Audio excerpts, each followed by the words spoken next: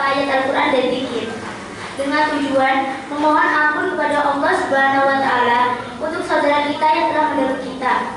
Dasarnya ialah firman Allah Subhanahu wa Ta'ala dalam surat Al-Hasyr ayat 10, "Walladzina ja'u min ba'dihim yaquluna rabbana ighfir lana wa li ikhwanina alladzina sabaquna bil iman." Dan orang-orang yang datang sesudah mereka, Muhajirin dan Ansor, mereka berdoa, "Ya Tuhan kami, ampunilah kami dan orang-orang yang telah mendahului kami dengan membawa iman." Ayat tersebut menjelaskan bahwa kita sesama umat Islam dianjurkan untuk saling mendoakan orang yang telah mendahului kita. Sekaligus, Al-Quran juga menjelaskan bahwa ukhuwah Islamnya tidak terputus karena kematian seseorang. Itu dasar dari Al-Quran. Apakah ada dalil dari hadis? Baik, dalam sebuah hadis sahih disebutkan, qala Rasulullah sallallahu alaihi wasallam, la ilaha kana wa la hayyun mastaghfir laki wa da'wana. Nabi sallallahu alaihi wasallam bersabda, "Jika itu terjadi, engkau wahai Aisyah sakit kemudian meninggal dan aku masih hidup, maka aku akan memohonkan ampun dan berdoa untukmu." Hadis riwayat Al-Bukhari.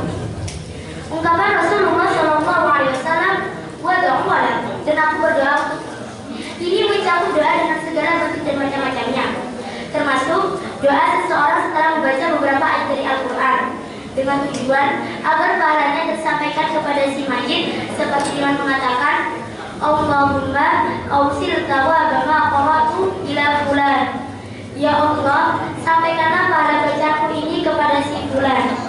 Lantas, apakah pengajaran tadi itu tidak bertentangan dengan ayat 39 surah An-Najm? Wa alaysa lil insani illa ma sa'a. Seorang manusia tiada memperoleh selain apa yang telah diusahakannya. Quran surah An-Najm ayat 39.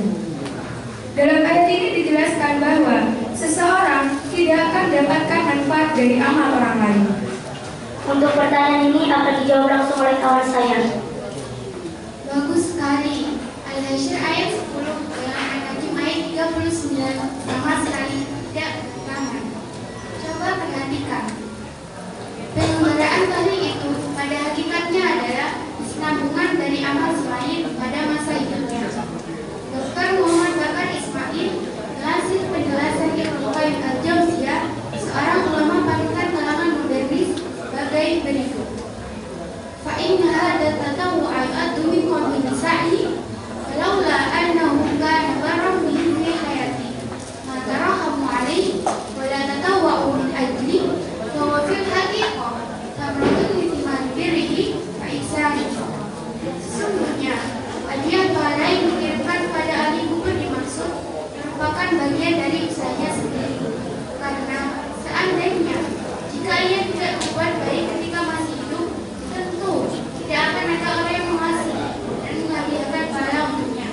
Karena itu, sejatinya apa yang dilakukan orang lain untuk orang yang telah meninggal dunia disebut merupakan buah dari perbuatan baik yang dilakukan si mayit semasa hidup.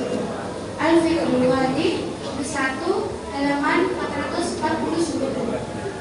Mungkin uraian tadi bisa disimpulkan berdasarkan ayat 10 surat Al-Hasyr dan hadis riwayat Bukhari tadi, dapat disimpulkan tradisi tahlilan itu merupakan salah satu bentuk doa untuk orang yang telah meninggal dunia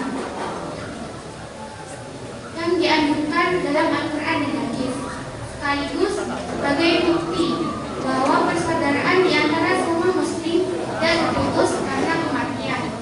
Dan para ulama Ahlussunnah wal Jamaah menurut keterangan kitab Nailul Awtar juz 4 halaman 142 sepakat akan sampainya pahala amal dan doa orang yang masih hidup pada orang yang telah meninggal dunia, termasuk juga tahlilan. Tahlil juga berfungsi sebagai penenang hati pembacanya, sekaligus menghapus kesedihan bagi sohibul musibah. Terima kasih atas penjelasannya. Wassalamualaikum warahmatullahi wabarakatuh.